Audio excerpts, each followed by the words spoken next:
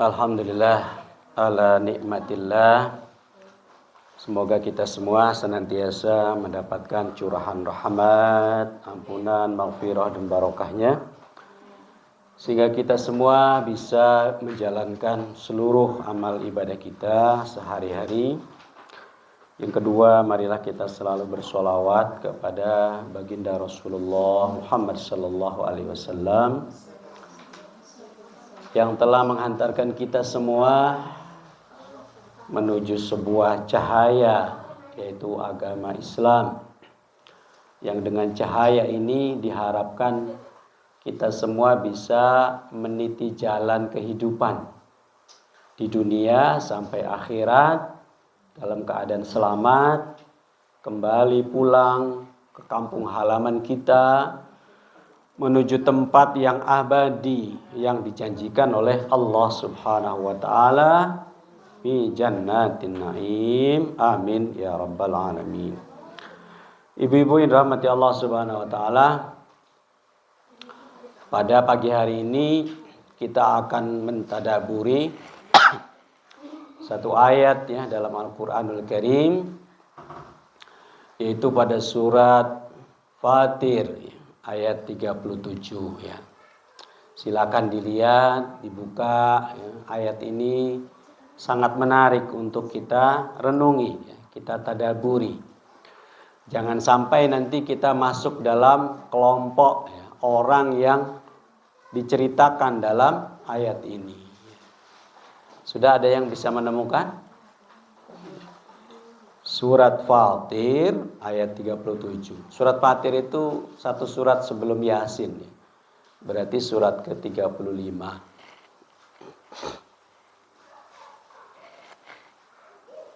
Ada yang sudah menemukan? Sudah. Ya mohon kesediaannya untuk dibacakan ya. Yang bisa baca silakan dari HP boleh ya, dari mushaf boleh ya. Silakan. Monggo. Ada yang siap? Wahum itu.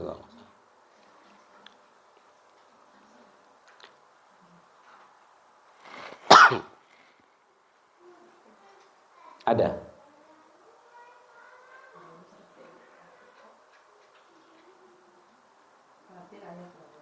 Tiga puluh tujuh.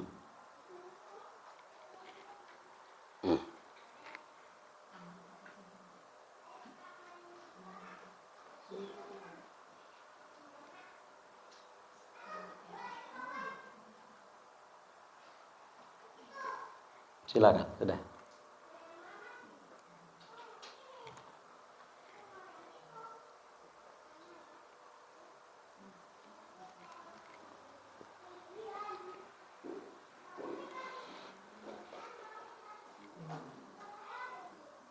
Kalau di HP langsung ketemu itu ya, guys.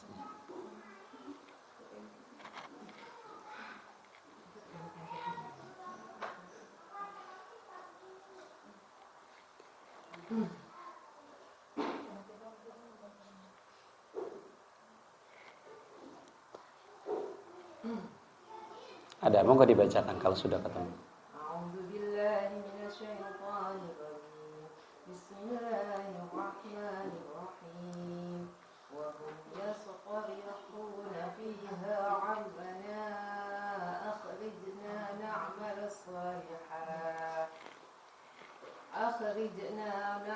salihan ghayra alladhi kunna na'mal awalam nu'ammirkum ma yatadhakkaru fihi man tadhakkara wa ja'akumun nabiy. Ya, cukup.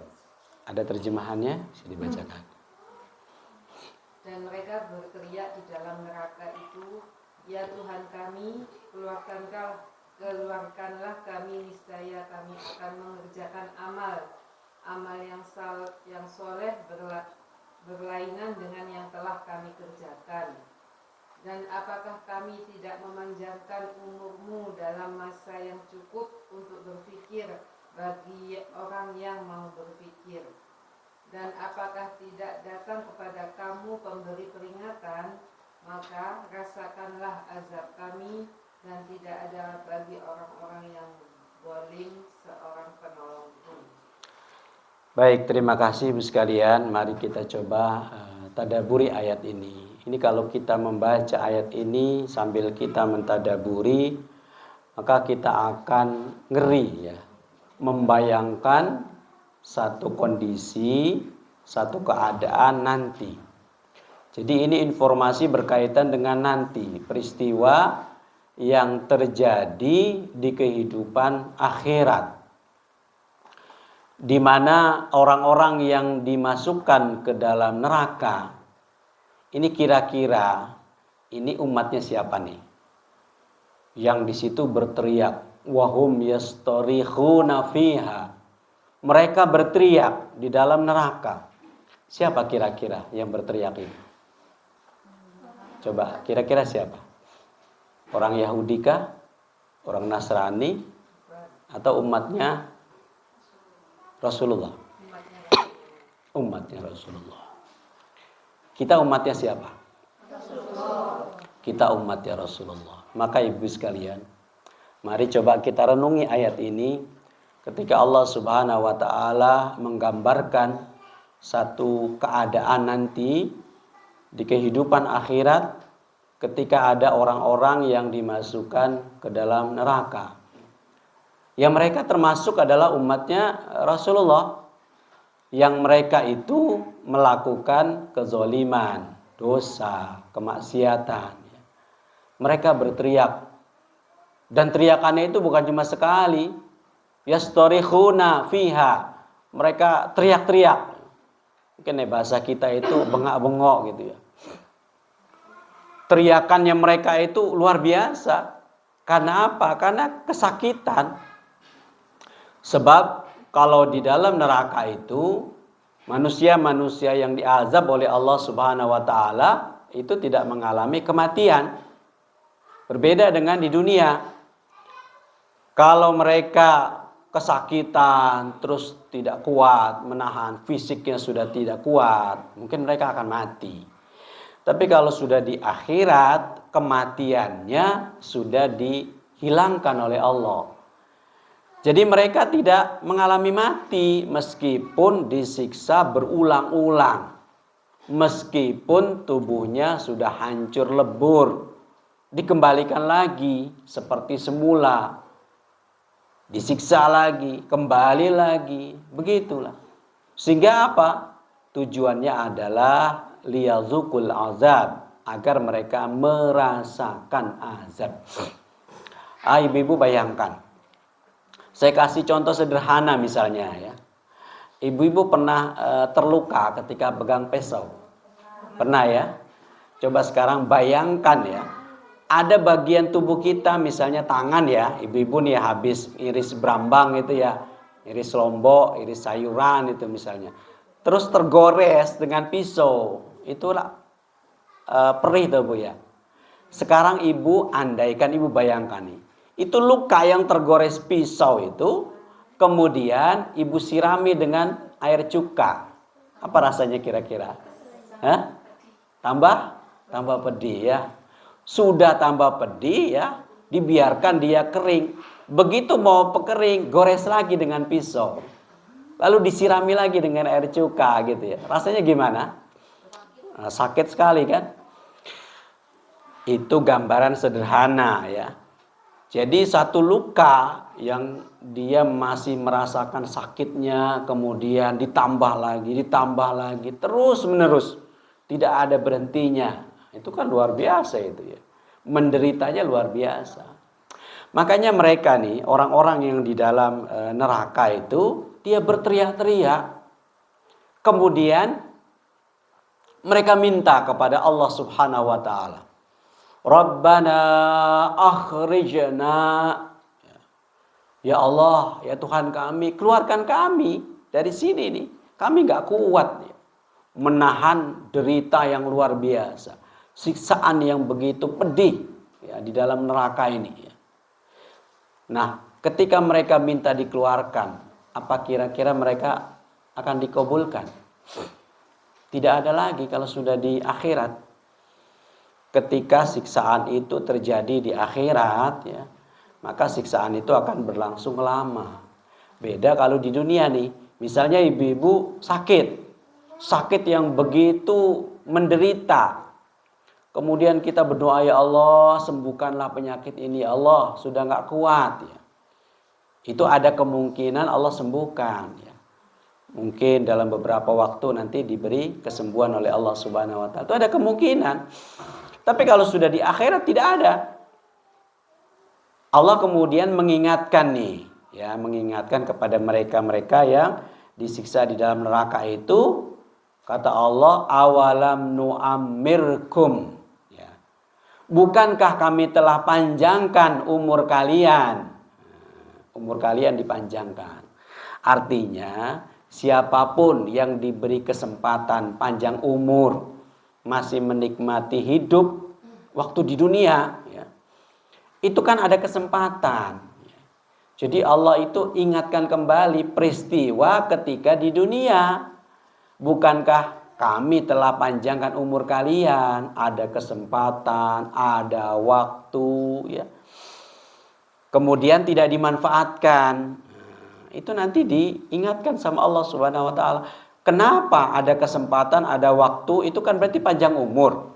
Nah, ibu-ibu sekarang ini berarti masih dipanjangkan umur sama Allah. Masih diberi kesempatan hari ini kita masih hidup, masih sehat, bisa makan, bisa minum, ya. Sementara mungkin di tempat lain ada orang yang sudah dikubur, ada orang yang mungkin sedang sakit parah. Kita masih sehat, masih hidup. Berarti ini kesempatan terbaik buat kita. Karena waktu kita itu adalah saat ini, ya, bukan besok, bukan yang kemarin. Kalau yang kemarin itu sudah lewat. Kalau besok itu masih tanda tanya. Jangankan besok, nanti sore, ada nggak ibu-ibu yang menjamin nanti sore masih hidup? Nggak ada. Jadi waktu yang akan datang itu masih misteri.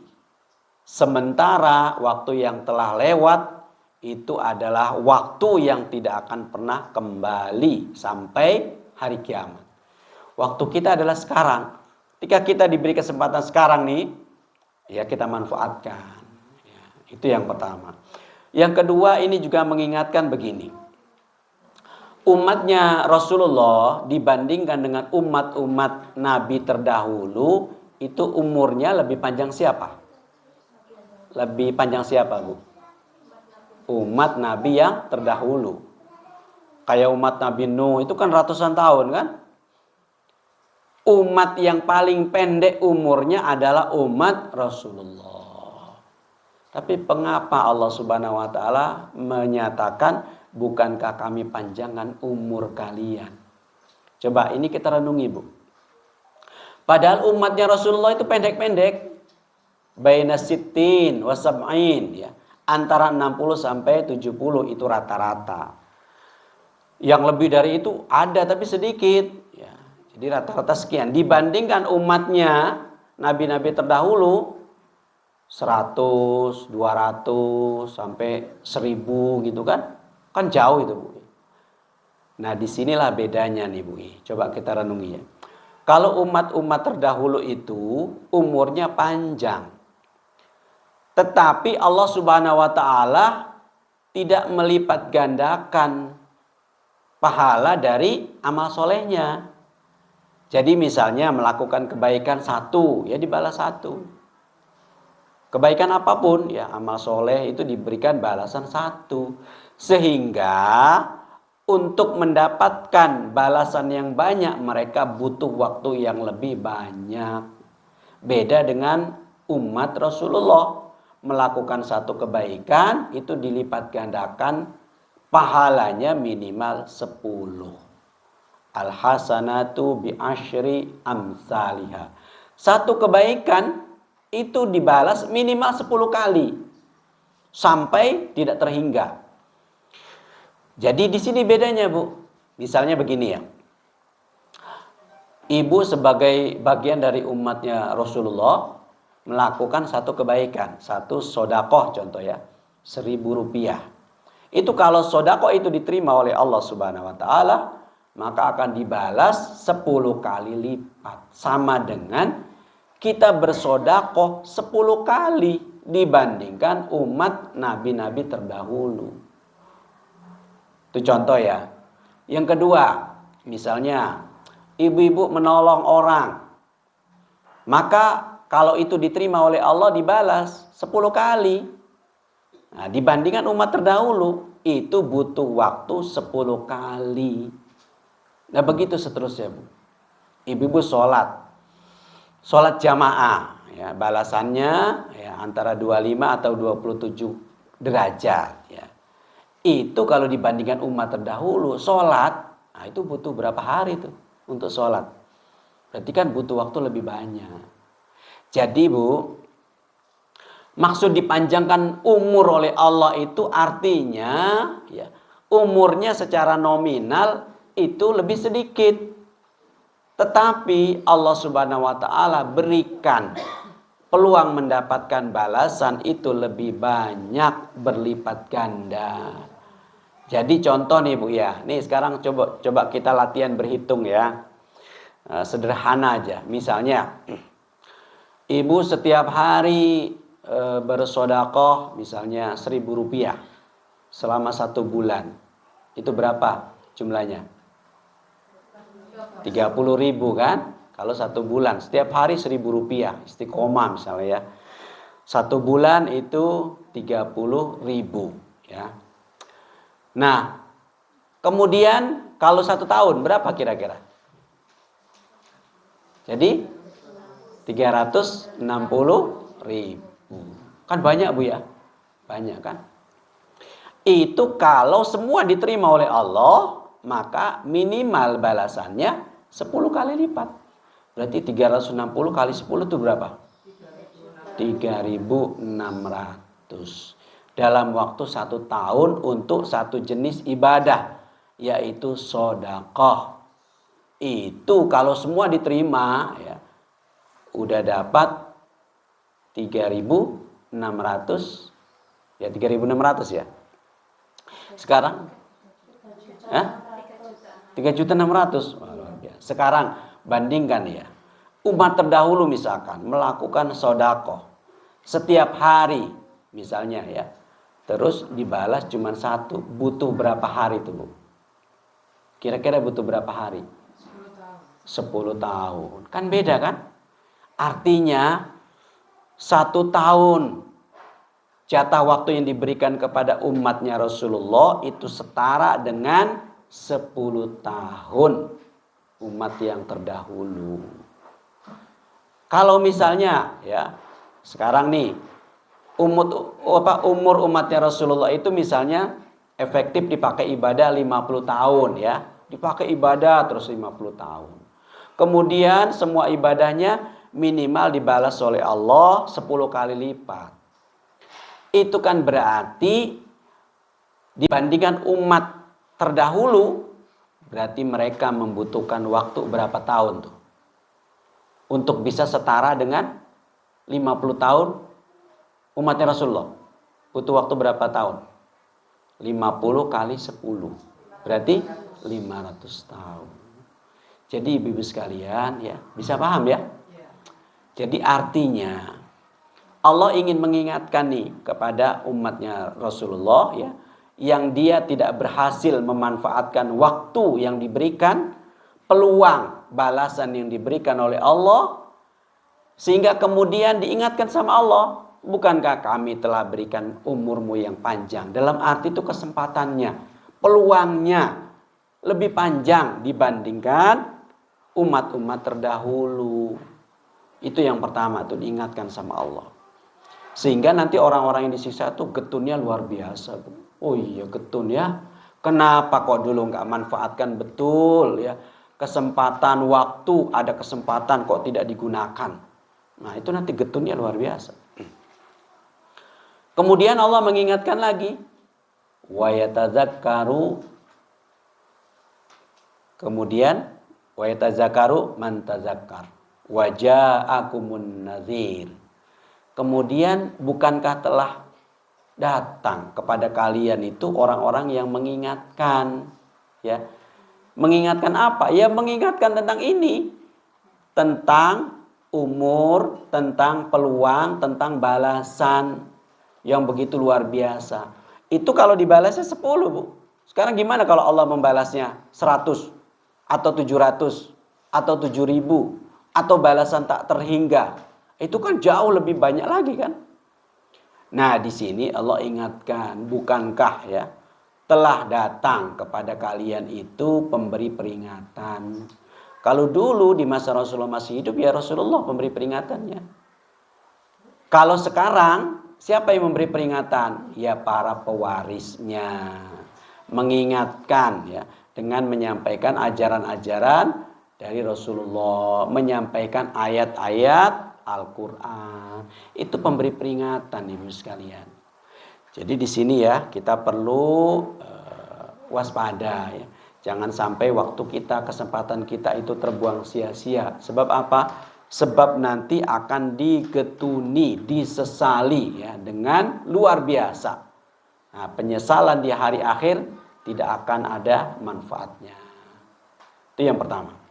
Yang kedua, mari kita lihat satu ayat lagi. Ada amalan, amal soleh ya, yang sangat juga digetuni nanti oleh seseorang yang nanti akan meninggal dunia. Sekarang coba dibuka ya dalam surat Al-Munafikun ayat nomor 10. Silakan dibuka ya. Di situ Allah Subhanahu wa taala itu memerintahkan kepada khususnya ya umat Rasulullah ini untuk senantiasa berinfak. Jangan sampai nanti ada penyesalan. Sudah ketemu, Bu? Al-Munafikun ayat 10.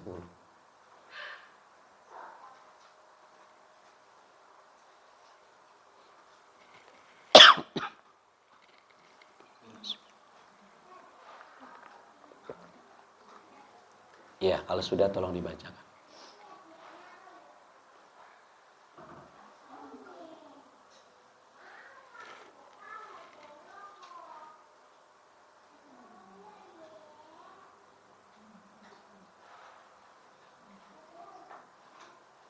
Ada yang bersedia bacakan?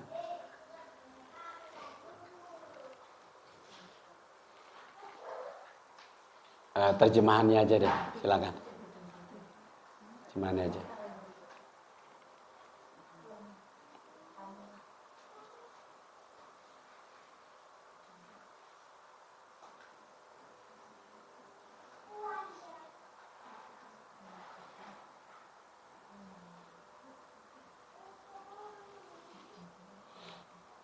Wa anfiku.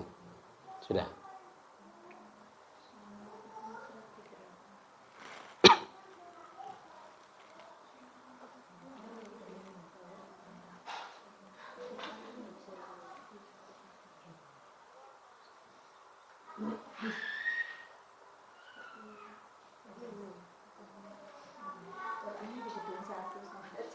Oh iya nggak apa-apa.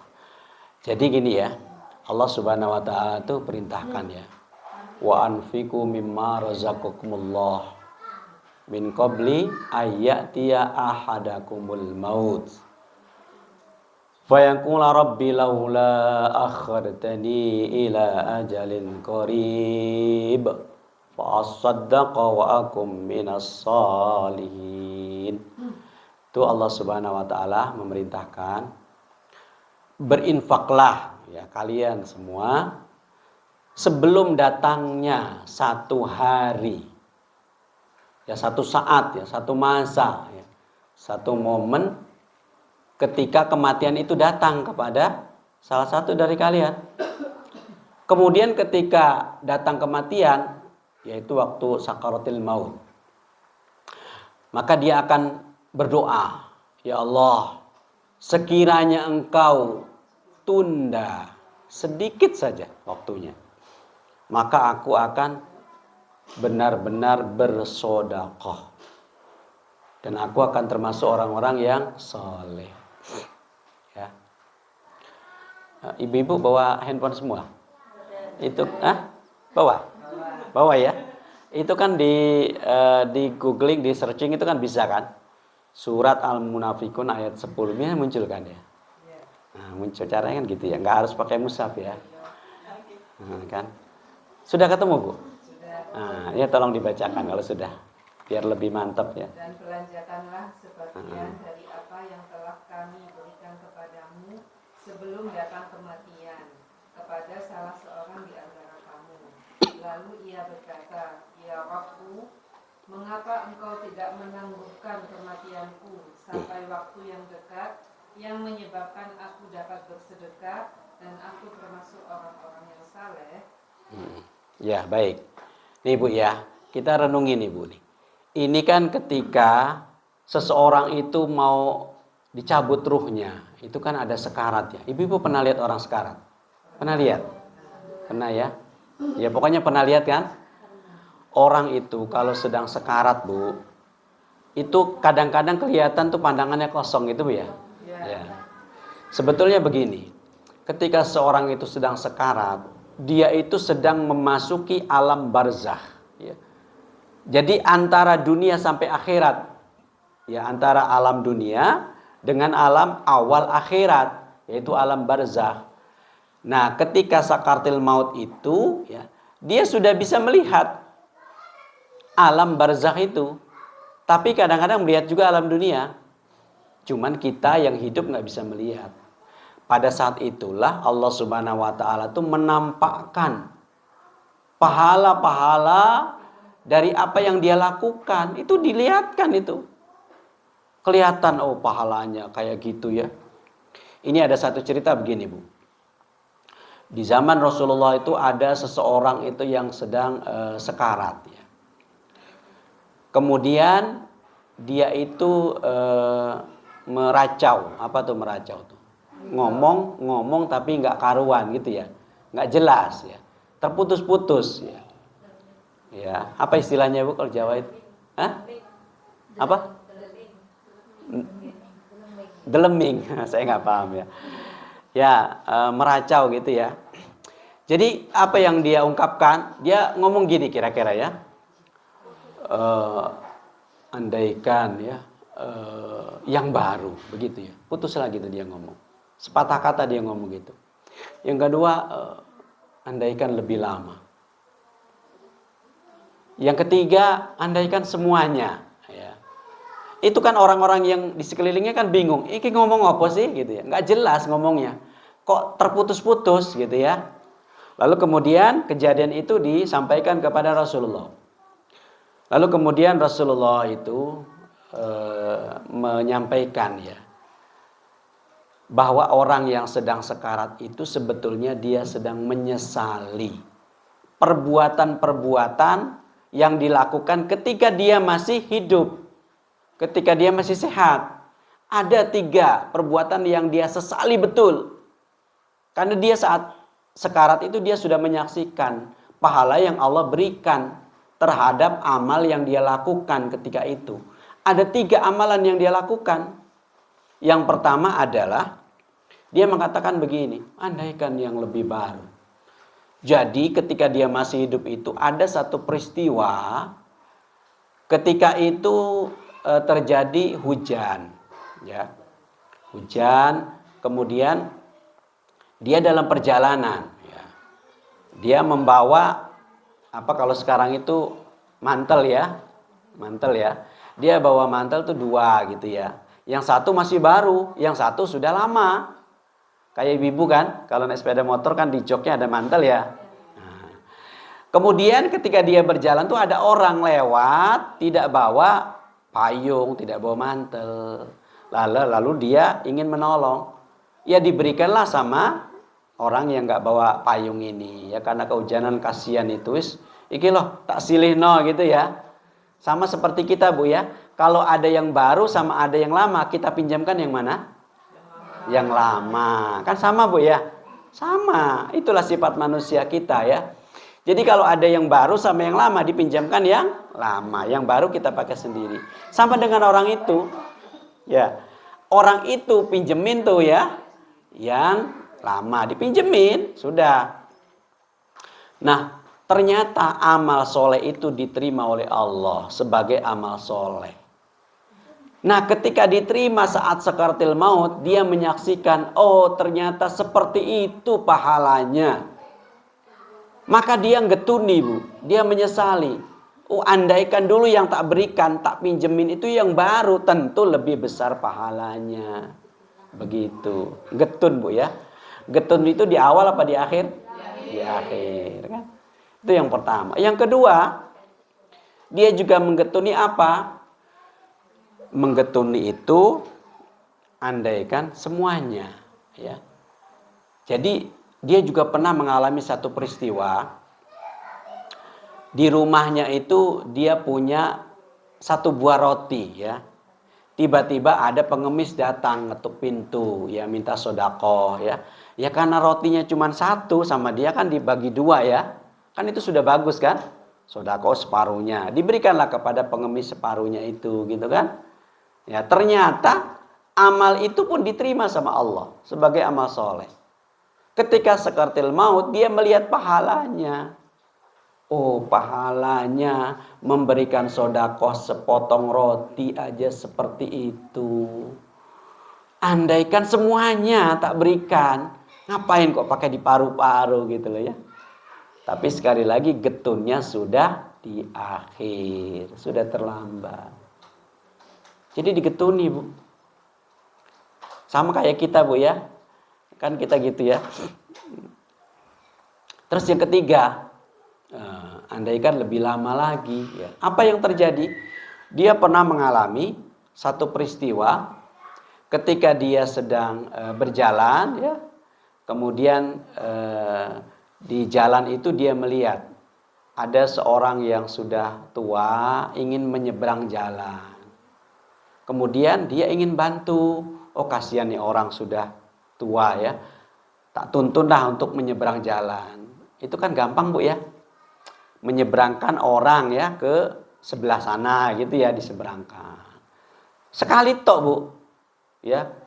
Dan ternyata amal itu juga diterima sama Allah. Karena membantu sesama. Cuma sebentar. Nyeberangkan ada sampai 1 jam? Tidak ada kan. Sebentar itu ternyata diterima sama Allah. Itu pun masih digetuni sama dia. Ketika dia melihat pahalanya ditampakkan oleh Allah, dia getuni. Oh, andaikan lebih lama saya punya kesempatan lebih banyak untuk menolong sekian banyak orang. Bukan cuma mungkin menyeberangkan jalan, mungkin mengangkatkan barang orang, mungkin membantu segala macam. Sehingga pahala-pahala saya jauh lebih banyak dari apa yang dilakukan. Jadi begitu, Bu.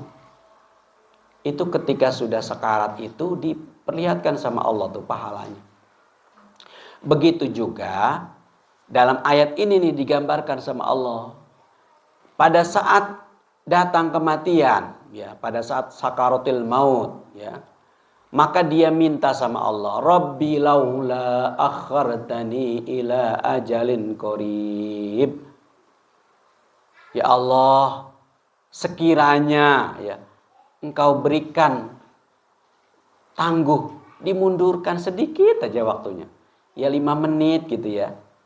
Nah, saya bertanya sama ibu-ibu, kenapa orang yang sedang sekarat itu mintanya kok nggak dimundurkan sama Allah? Ya Allah, tunda 1 hari gitu aja. Atau tunda 1 bulan gitu ya. Kenapa kok mintanya cuma sedikit? Kira-kira kenapa? Kenapa minta waktunya kok cuma sedikit? Untuk bisa beramal semuanya. Ajalin qarib itu sedikit artinya, Bu. Waktu yang sedikit. Sedikit kalau kita contohkan dengan waktu menit, ya katakanlah 5 menit gitu loh ya. Kok nggak minta 1 hari ya Allah? Tundalah kematian saya 1 hari. Atau tundalah misalkan 1 bulan. Kenapa kok mintanya kok nanggung? Cuman sedikit aja. Kenapa kira-kira? Karena waktu itu berharga, Bu. Waktu itu sangat berharga. Walaupun cuman 1 menit. Berharga. Saya tanya nih ibu-ibu. Ibu-ibu pernah beli pulsa, Bu ya? Sering kan? Nah, coba ibu-ibu beli pulsa seharga 100.000, katakan begitu ya. Ibu telepon dari sini nih ke Malaysia. Kira-kira 5 menit atau nggak sampai 5 menit sudah habis. Kira-kira berapa, Bu? Nggak sampai 5 menit sudah habis. Ya kan? Padahal 100.000.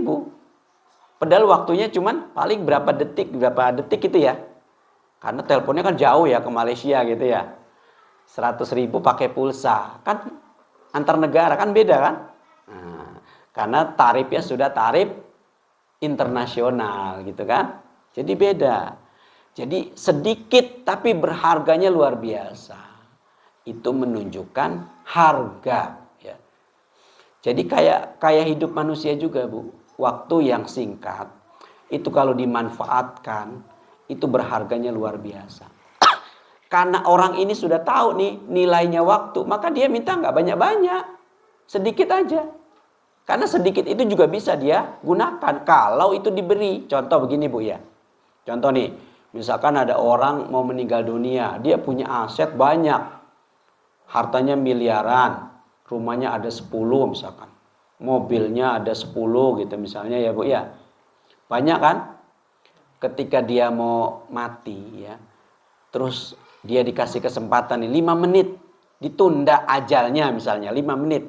Kira-kira tuh itu mobil 10 akan disedekahkan apa enggak tuh? Ya. Rumah 10 akan disedekahkan enggak? Iya. Pasti, Bu.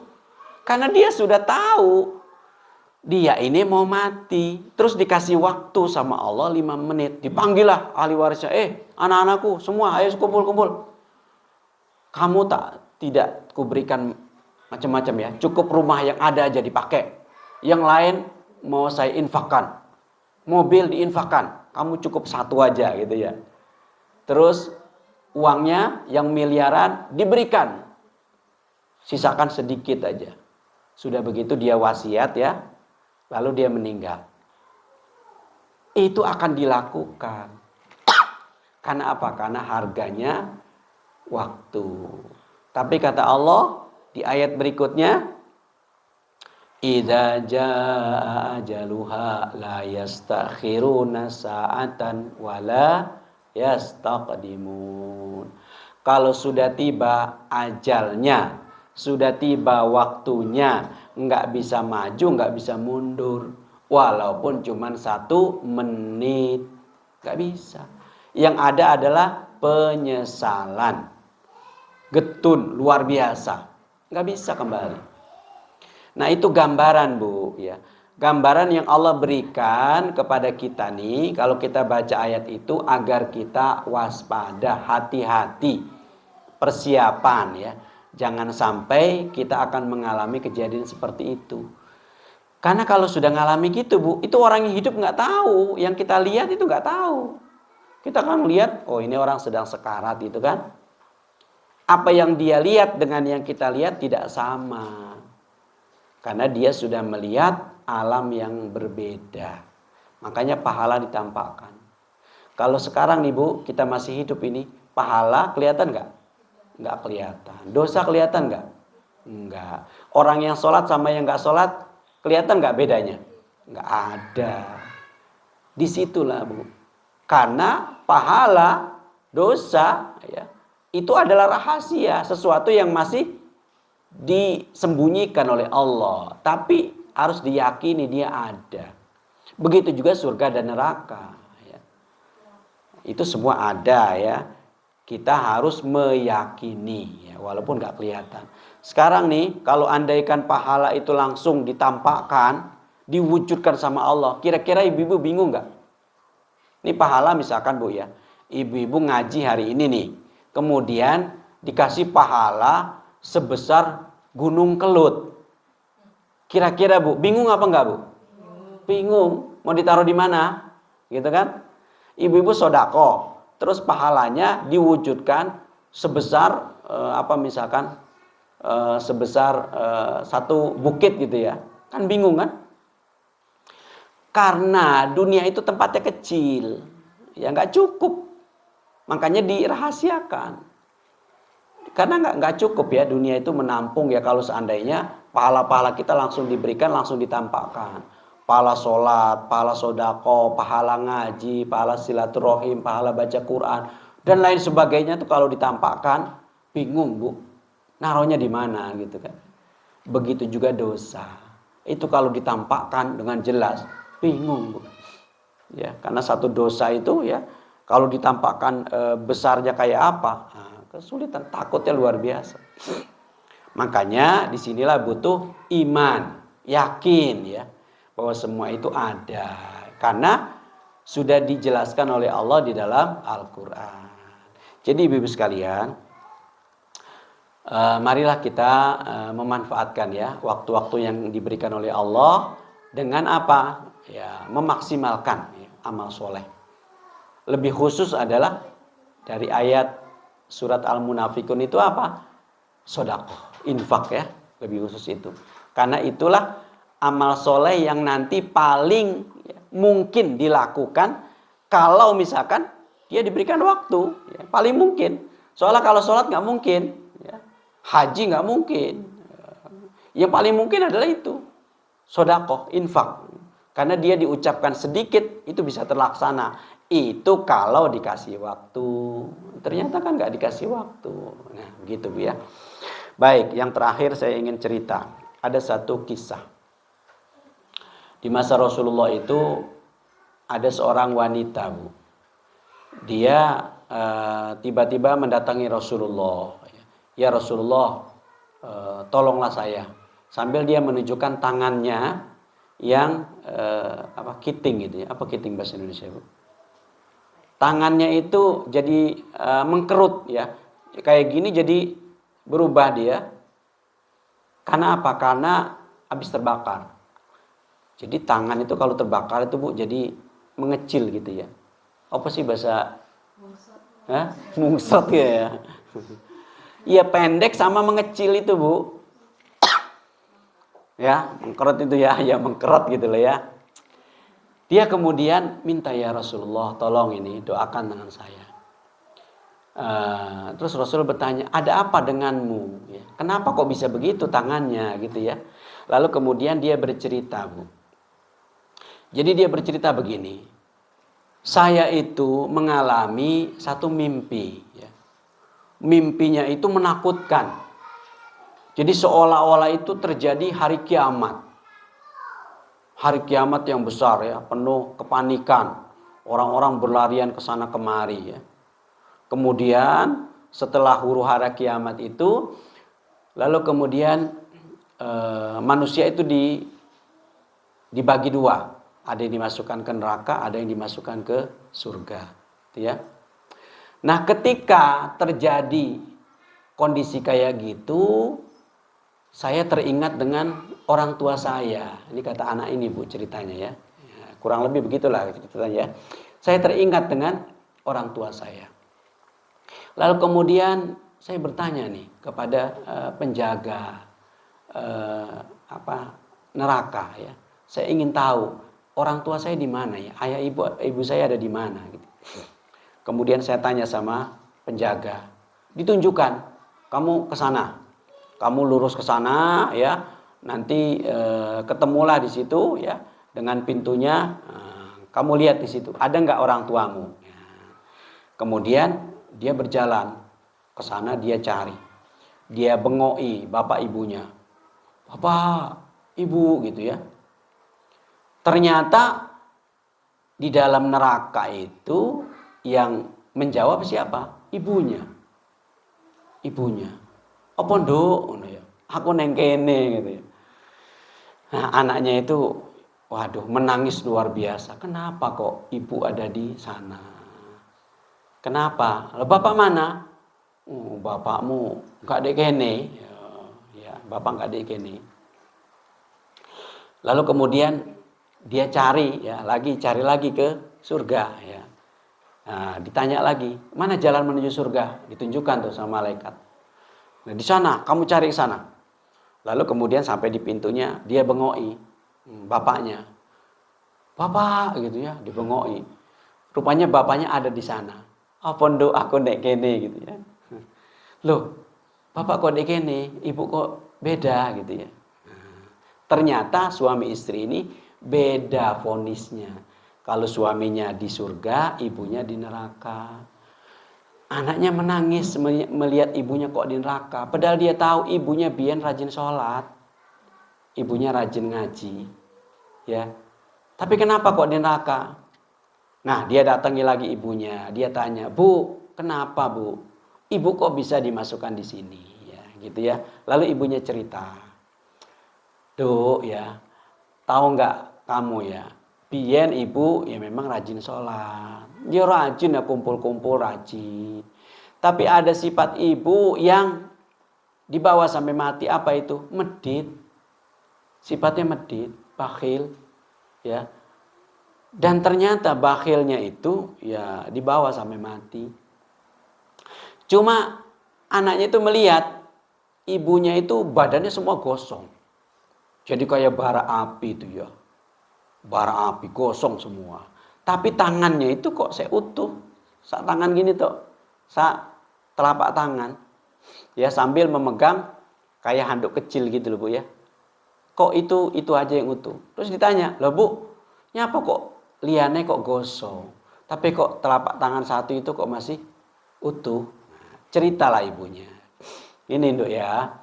Biyen itu ibu ini meskipun ibu itu medit ya, tapi suatu saat ada seorang pejuang.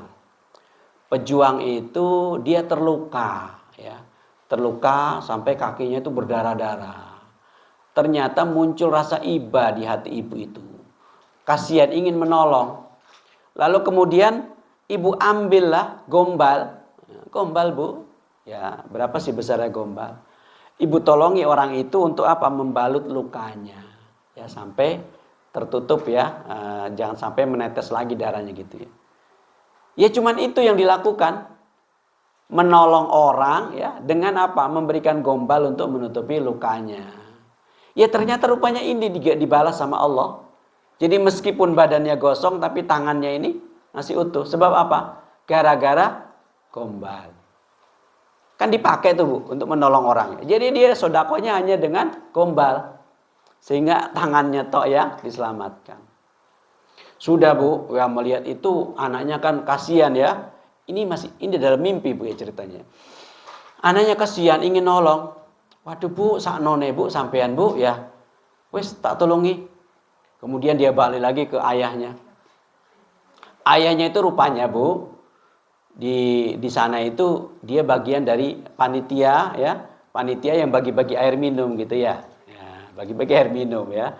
Minuman ya. Oh, dia minta, "Pak, tolongin apa Pak gitu ya. Ambilin satu gelas itu aja. Sakno Ibu ya. Sakno Ibu kok di neraka ya. Bapak enak di sini ya." Sudah dibawalah ya, diambillah ya satu gelas itu dikasih untuk ngasih minum ibunya maunya gitu ya. Dibawa lagi ke ibunya karena ibunya sedang kepanasan, disiksa luar biasa. Kemudian gelas yang berisi air itu diulurkan ke ibunya. "Bu, iki lho Bu, minum Bu." Begitu mau dia ulurkan, apa yang terjadi? Gelas itu langsung hancur, pecah. Tumpah semua airnya pecah. Dan tangan dia yang mengulurkan gelas yang berisi air itu rupanya langsung kobong. Begitu terjadi itu, dia langsung ngelilir Bu, bangun. Dia bangun, oh ternyata ngimpi. Tapi meskipun ngimpi Bu, tangannya tetap itu tadi kosong.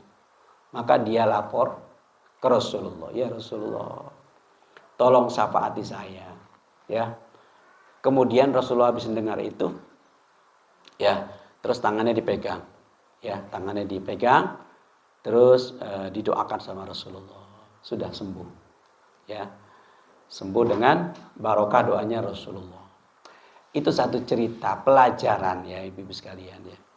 Bahwa amalan ya itu kalau diterima oleh Allah itu bisa menjadi tameng ya dari api neraka ya. Makanya Rasulullah bersabda begini ya. Ittaqun nar walau bisyikki tamrah ya. Takutlah kalian terhadap api neraka meskipun hanya dengan separuh kurma. Itu artinya meskipun dalam kondisi yang nggak punya apa-apa, tapi punya cuman separuh kurma, kemudian bisa bersodakoh, ya berikan sodakoh dengan separuh kurma. Karena itu bisa menjadi tameng dari api neraka. Apalagi kalau punyanya lebih banyak.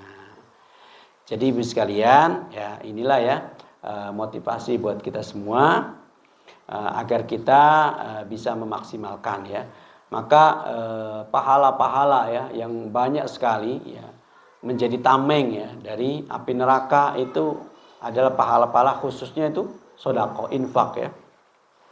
Kalau kita gemar ya melakukan itu, insya Allah itu menjadi tameng ya.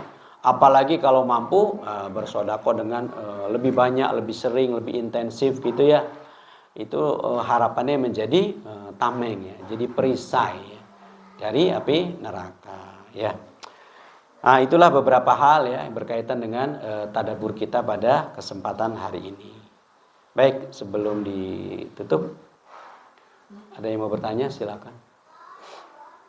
Oh iya, saya mau tanya. Saya kapan hari itu minta ada mas'uliyahnya ya.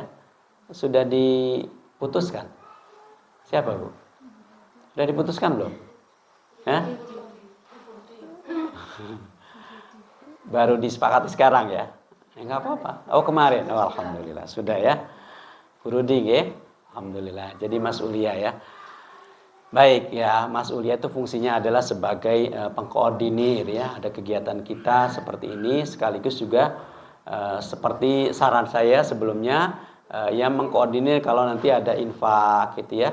Gimana caranya kita merutinkan infak? Sederhana sebetulnya. Ibu-ibu di rumah ya misalkan siapkanlah satu kaleng gitu ya. Kaleng bekas susu atau bekas apa gitu ya. Kaleng kemudian dikasih lubang ya. Kemudian nanti ibu-ibu kalau ada sisa uang belanja entah 500, 1000 gitu ya. Cemplungan gitu. Masukkan aja di situ, niatkan ya. Setiap hari mungkin ambillah enggak usah banyak-banyak 500 rupiah ya. Dengan konsisten ya, masukkan di situ. Nanti mungkin kapan, sebulan atau kapan dikelompokno ke mas'uliyahnya. Gitu kan lebih enteng, Bu ya. Lebih enteng apa berat itu, Bu? Enteng kan? Kira-kira 500 rupiah itu kecil apa besar, Bu? Kecil kan? Ibu-ibu kalau ke pasar, kalau ke tempat, kemudian ada juru parkir ya, kemudian minta ada parkir 1000, itu kira-kira abot apa enteng itu, Bu? Enteng kan? Nah, ya bayangkanlah seperti itu. Jadi kita latihan ya, latihan untuk merutinkan itu dengan cara begitu. Yang kecil-kecil aja dulu, nggak usah yang besar-besar. Kalau yang besar mungkin masih abot ya.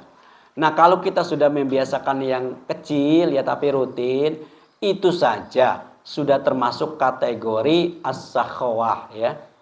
Orang yang loman ya, punya sifat loman.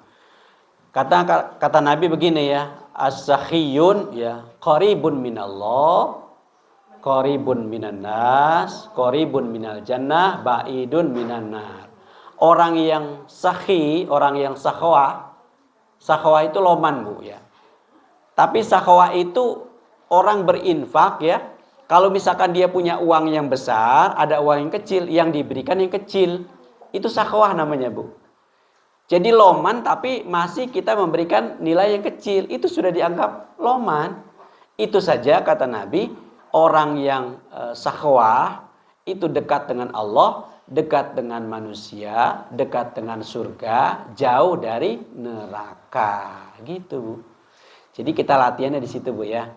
Ayo kita berlatih ya. Nanti dikumpulkan gitu ya, di kelompok itu kan lebih enteng ya. Melatih. Bisa juga nanti melatih anak-anaknya ya. Mungkin anak-anak dikasih uang jajan, tapi dilatih. Ya mungkin 500 ayo disisihkan nak gitu ya. Masukkanlah di kotak, niatkan. Apa niatmu, apa cita-citamu dengan wasilah sedekah. Karena amal soleh itu bisa menjadi sarana untuk tawasul, Bu ya. Ya misalnya ibu-ibu punya hajat tertentu ya, kemudian dengan tawasul dengan amal soleh berupa sedekah ya, itu bisa. Ya tentu hajatnya besar ya sedekahnya besar. Tapi kalau rutin ya insya Allah itu juga bisa menjadi salah satu sarana ya. Nah saya kira itu ya. Nggak berat kan Bu ya? Insya Allah ya. Nanti disiapkan kaleng kecil gitu di rumah. Niatkan lah ya seperti itu. Nggak usah yang besar-besar dulu. Dimulai dari yang kecil gitu ya. Nanti kecil-kecil ya kalau ditumpukan jadi bukit ya. Daripada besar itu abot masih ya. Kata Nabi, la tahqironna minal ma'rufi syai'a. Jangan sekali-kali menyepelekan ya. Kebaikan itu meskipun kecil, sedikit. Ya, jangan disepelekan. Kita nggak tahu Bu, sedekah yang diterima oleh Allah yang besar apa yang kecil kan nggak tahu. Bisa jadi ya yang diterima yang kecil. Karena biasanya yang kecil itu kan paling ikhlas gitu Bu ya. Ikhlas kan? Nah, saya tanya nih. Ibu-ibu misalkan nih contoh nih, saya kasih contoh aja. Misalkan nih ada kotak infak gitu ya, dikelilingkan gitu ya. Ibu-ibu punya uang 100.000, ungkul ya, satu lembar 100.000. Terus ada juga ya terselip ya, uang 1.000 rupiah, koin gitu ya. Itu kira-kira ibu lebih ikhlas memberikan yang 100.000 atau yang 1.000? Yang 1.000 kan? Ya kan? Digoleki ya, endi ya duit ya. Digoleki ternyata ada 1.000. Iki ya wis ya. Ikhlas kan? Coba sekarang ya. Nah, karena misalkan ya disuruh infak ya. Terus kayak diwajibkan itu. Pokoknya harus infak. Uangnya mek 100.000. Dimasukkan juga. Itu sampai rumah kira-kira gremeng apa ketawa-ketawa gitu ya. Kira-kira gimana Bu?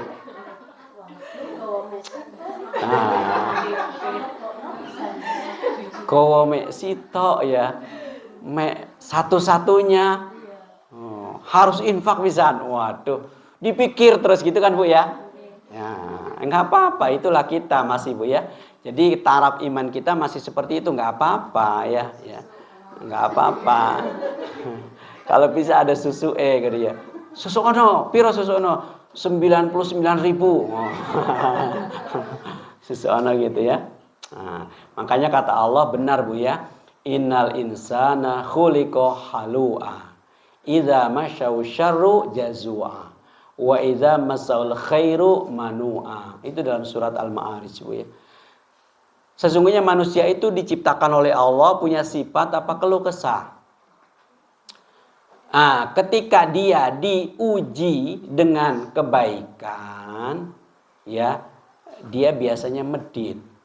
Ketika diuji dengan keburukan, dia keluh kesah. Nah, itu sifat manusia, gitu ya. Secara umum begitu, tapi kita harus berlatih untuk mengikis ya pelan-pelan. Dengan cara apa ya? Pelan-pelan lah dikikis ya.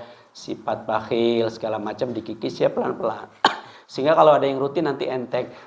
Sudah enak kayaknya ya 500 ini kok kayaknya nggak kroso gitu ya. Terus tambah 1.000 gitu ya. 1.000 lah masukkan. 1.000 seenteng kayaknya kok nggak kroso ya. Ya 2.000 gitu kan. Begitu terus. 2.000 ini kayaknya juga masih enteng ya. 5.000. Begitu terus nanti. Jadi semakin terus dikikis, dilatih, nanti akan enteng. Jadi ketika kita sedekah yang besar, itu nggak berat. Karena sudah biasa gitu Bu. Jadi kita nggak tahu nanti yang diterima sama Allah yang mana, yang besar apa yang kecil. Ya bisa jadi yang kecil. Karena yang kecil itu tadi paling ikhlas. Nggak mungkin ibu-ibu cerita nih. Masukkan infak contoh ya 1.000 rupiah koin. Kira-kira woro-woro apa enggak Bu? Enggak kan? Enggak mungkin. Terus kira-kira nih kalau misalkan ya ada pencatatan, minta dicatat apa enggak? Enggak mungkin. 1.000 kok jalur dicatat ya. Apalagi diumumkan kan enggak. Artinya kebiasaan kita nih secara manusiawi ya itu paling ikhlas sudah ya sudah. Itu dilakoni dulu ya. Karena bisa jadi itu diterima sama Allah ya. Kalau itu diterima ya enggak apa-apa luar biasa. Kan kalau kecil semuanya ikhlas ya. Ternyata begitu dijumlah dikalkulasi, uang infak yang 1.000 rupiah sepanjang hidup dikumpulkan kok ya jadi 100 juta. Kan gak terasa Bu ya. Nah, itu kapan kita lihatnya? Nanti di akhirat. Gitu Bu ya. Baik, silakan kalau ada yang mau bertanya sebelum kita doa.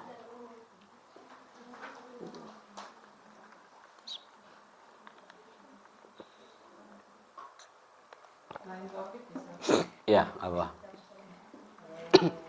Sistem outsourcing itu dalam hukum Islam gimana?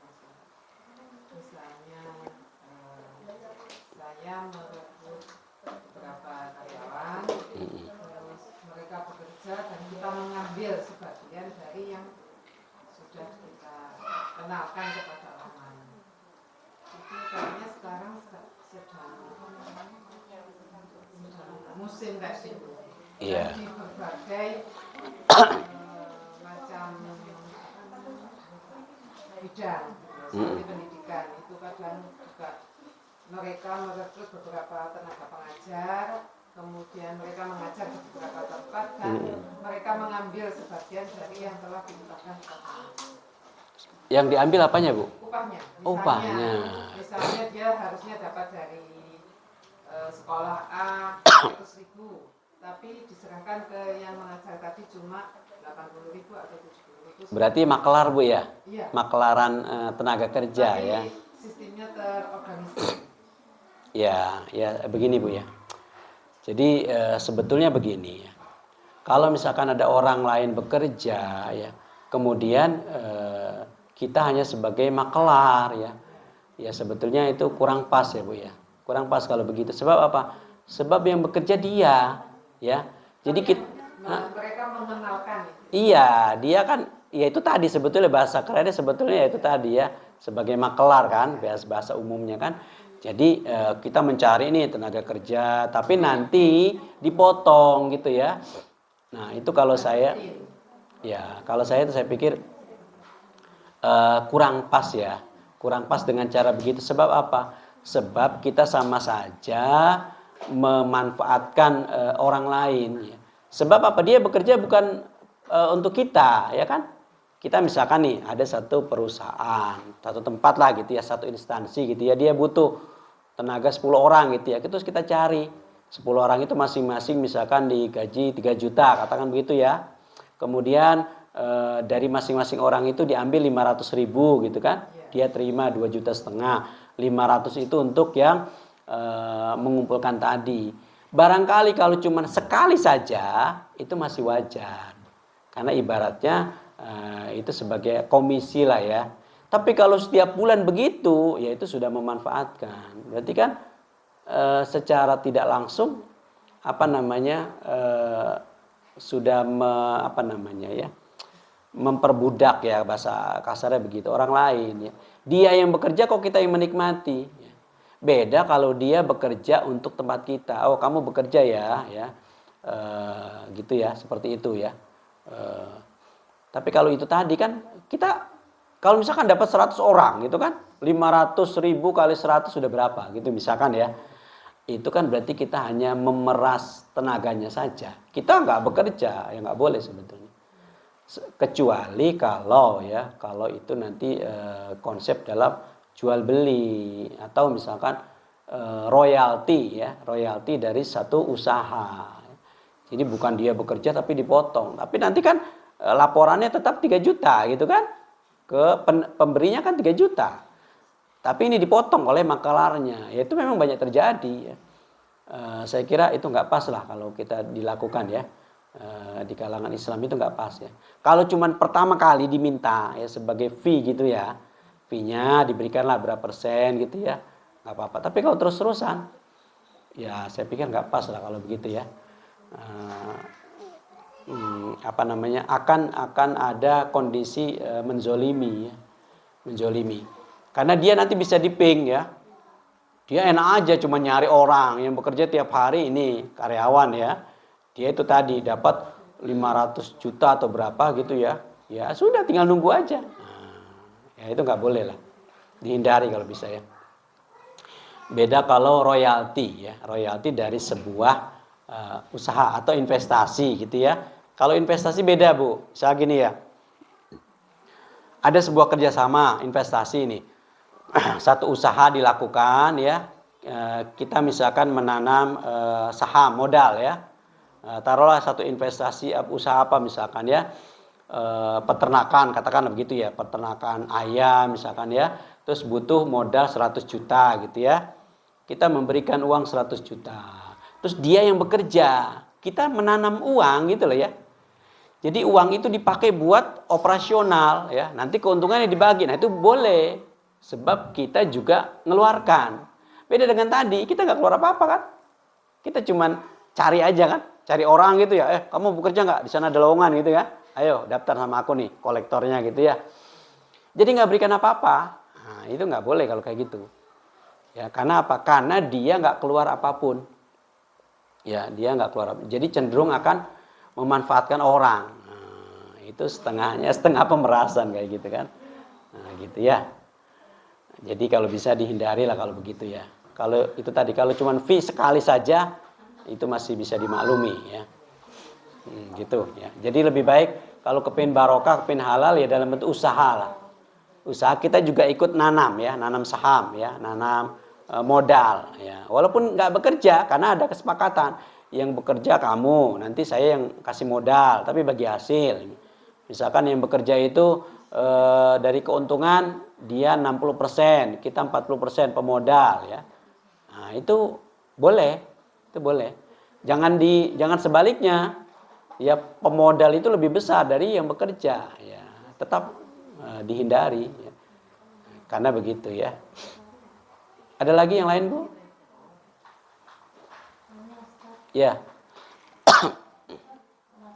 Kalau misalnya beramal gitu ya, itu bahasanya wis pokoknya ya syukur ngasih atau harus diniatkan atau dalam hati itu kita boleh nggak berdoa ya tak ngasih ini muga-muga nanti gitu supaya ini gitu boleh atau tidak atau ya wis pokoknya tak kasih ya. Ya, beramal itu syarat minimnya 2 Bu ya. Beramal apapun ya agar diterima, yang pertama ya tetap harus karena Allah ya, ikhlas karena Allah ya, bukan karena apapun ya. Beramal bentuknya kita ngasih siapapun, menolong orang misalkan, ini saya membantu, saya sodako, saya menolong ya, itu hanya karena Allah ya, bukan karena dia ya, bukan karena terpaksa ya, harus dilatih begitu. Pertama gitu ya, harus karena Allah itu ya.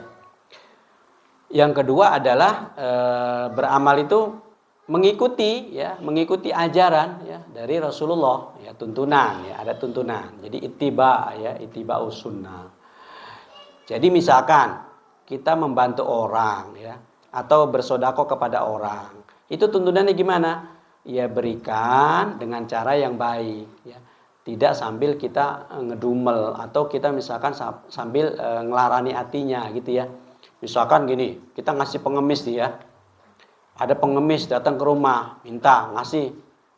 Terus uang itu kita kasih 1.000 atau 2.000 dilempar. Nyoh, saya kuat kok jalo-jalo. Nah, itu nggak boleh ya. Dikasih tapi sambil diomong ya, sambil dikomen. Nah, itu nggak boleh. Berarti itu tidak mengikuti sunnah. Jadi kalau kita kasih aja. Ya, ini Pak atau Bu ngapunten nggih, nah, kasihkan ya. Setelah kita begitu, kita niat sama Allah boleh ya. Ya Allah, dengan ya semoga ini amal saya Engkau terima ya. Terus kita juga minta sama Allah ya, dengan namanya tawasul tuh, tawasul dengan amal soleh. Ya Allah, saya punya hajat nih karena saya bantu orang, semoga Engkau juga memudahkan urusan saya. Itu boleh. Jadi pertama harus karena Allah ya, semua karena Allah. Tapi di balik itu kita punya niat yang lain boleh. Jadi ibu-ibu mengeluarkan sodakonya karena Allah. Tapi kita juga minta ya Allah dengan wasilah, dengan sodako ini semoga hajat saya Engkau mudahkan. Misalkan anak saya yang ujian Kau juga permudah gitu ya. Nah, itu boleh kayak gitu ya, boleh. Karena tetap kita mintanya sama Allah gitu ya. Jadi itu Bu ya. Pertama adalah ikhlas, yang kedua adalah mengikuti sunnahnya Rasulullah ya. Artinya sesuai dengan ajaran ya. Kalau nggak sesuai, meskipun ikhlas tapi ada nggak sesuainya, nah, itu nanti masih tanda tanya gitu tadi ya.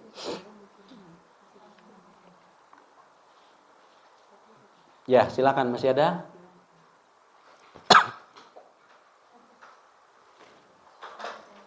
Monggo. Baik. Ibu-ibu, juga saya mengingatkan ya, sambil juga mengajak ya yang lain ya, agar mereka juga bisa ikut ya pengajian ya. Sehingga kita bisa lebih banyak untuk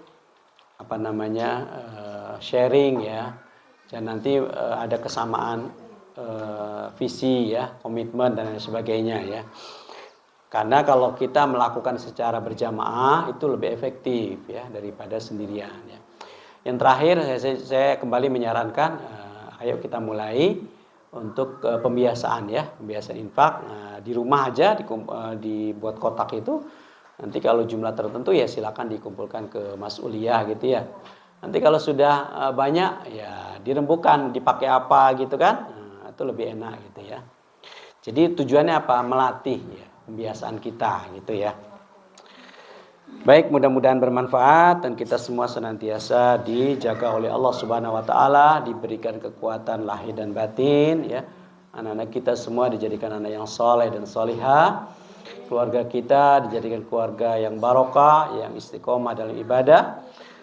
Dan kita semua kelak nanti kalau dipanggil oleh Allah dalam keadaan yang terbaik ya, melakukan amal soleh bi husnil khatimah. Al-Fatihah. Bismillahirrahmanirrahim. Alhamdulillahirabbil alamin arrahmanir rahim maliki yaumiddin. Iyyaka na'budu wa iyyaka nasta'in ihdinas siratal mustaqim siratal ladzina an'amta 'alaihim ghairil maghdubi 'alaihim waladdallin. Alhamdulillah Rabbil Alamin hamdan yuwafi ni'amahu wa yukafi mazidah ya Rabbana lakal hamdu kama yanbaghi li jalali wajhika 'azimi sultanik. Allahumma salli wa sallim ala sayyidina Muhammad. Allahumma ja'al jam'ana hadza jam'an marhuma tafarraqana min ba'di tafarruqan ma'suma wa la taj'al ahadan fina syaqiyan wa la mahruma. Allahumma alif baina qulubina wa asli dzata bainina wa hdina subulas salam wa najjina minaz zulumati ilan nur wa jannibnal fawahisha ma dhahara minha wa batan. Rabbana hab lana min azwajina wa dhurriyyatina qurrata a'yun waj'alna lil muttaqina imama. Allahumma faqih auladana fid din wa 'allimhum ta'wil. Allahumma fazzu min fitan ma zahara minha wa batan fa innaka khairan hafiza wa huwa arhamur rahimin. Rabbana atmim lana nurana wa fil lana innaka ala kulli syai'in qadir. Rabbana atina fid dunya hasanah wa fil akhirati hasanah wa qina adzabannar. Sallallahu alaihi wasallam Muhammad walhamdulillahi rabbil alamin. Astaghfirullahaladzim. Subhanakallahumma wa bihamdika asyhadu an la ilaha illa anta astaghfiruka wa atubu ilaik. Assalamualaikum warahmatullahi wabarakatuh.